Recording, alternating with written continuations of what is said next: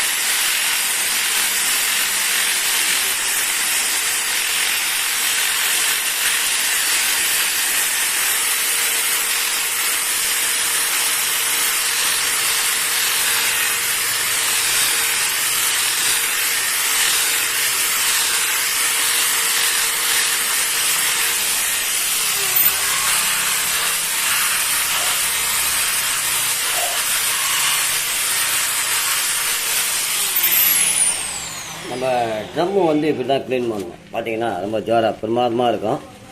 So கஸ்டமருக்கு வந்து நம்ம க்ளீன் பண்ணி போட்டோமா அப்படின்றது தெரியாது. ஸோ இந்த மாதிரி நம்ம ட்ரில்லிங் மிஷினில் அழகாக ஜோராக இந்த மாதிரி கட் பண்ணிங்க. எந்த வசத்தில் அப்படி சுற்றுதுன்னா இதை என்ன பண்ணணும், இந்த எம்மர் ஷீட்டு. ஸோ இந்த எம்மர் ஷீட்டு நைஸு. ரொம்ப ரஃப்பு போட்டிங்கன்னா வாரம் ஆகிடும். இந்த மாதிரி அழகாக ஜோராக இப்படி வச்சுங்க. இப்படி வச்சுக்கிட்டிங்கன்னா இது இப்படியே சுத்தம். அப்போது நம்ம கையில்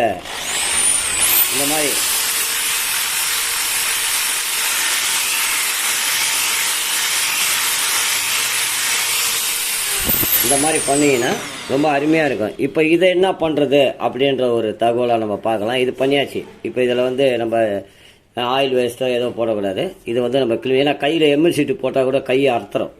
இந்த ஓரம் பார்த்தீங்கன்னா கையை அறுத்துறோம். நம்ம வீல் ட்ரம் க்ளீன் பண்ணுறது எப்படி அப்படின்ற ஒரு தகவலாக உங்களுக்கு கொடுத்துருக்கேன் ஸ்டூடெண்ட்ஸுக்கு. எனி ஸ்டூடெண்ட்ஸ் அண்ட் டெவலப்பர்ஸ், குழந்தைங்க அண்ட் மெக்கானிக் அண்ட் கஸ்டமர் இந்த மாதிரி ஒரு விஷயத்த அழகாக க்ளீன் பண்ணி போடுங்க. சும்மா எம்எல் ஷீட்டை போட்டு வார தேய்ச்சிங்கன்னா அது சாத்தியம் ஆகாது. இந்த மாதிரி நைஸாக லைட்டாக அப்படி ஒரு போட்டு சொல்லுங்கள். ட்ரம்மு சிலிவு பள்ளமாக இருந்ததுன்னா இந்த மாதிரி போடுறதுக்கு வாய்ப்பு கிடையாது. அதை சிலிவு வச்சு தான் போடணும். இப்போ இதை க்ளீன் பண்ணுறத ஒரு தகவலாக நம்ம பார்க்கலாம்.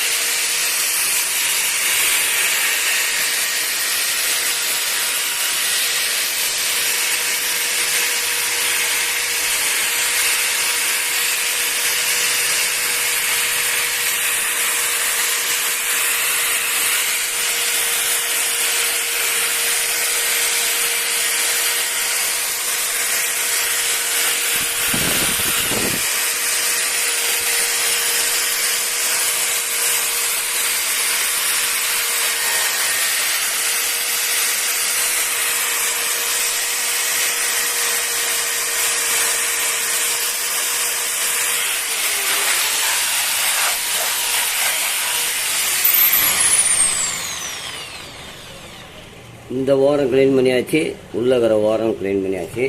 ஸோ இந்த மாதிரி தான் க்ளீன் பண்ணி போடணும் நம்ம கஸ்டமருக்கு. இந்த மாதிரி போட்டால் தான் அந்த மண் நமக்கு சுத்தமாக கிளியர் ஆகிறதுக்கு ஒரு வாய்ப்பு.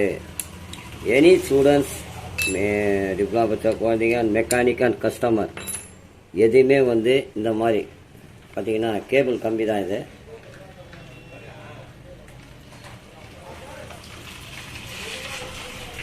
அழகாக ஜோராக இப்படி போட்டு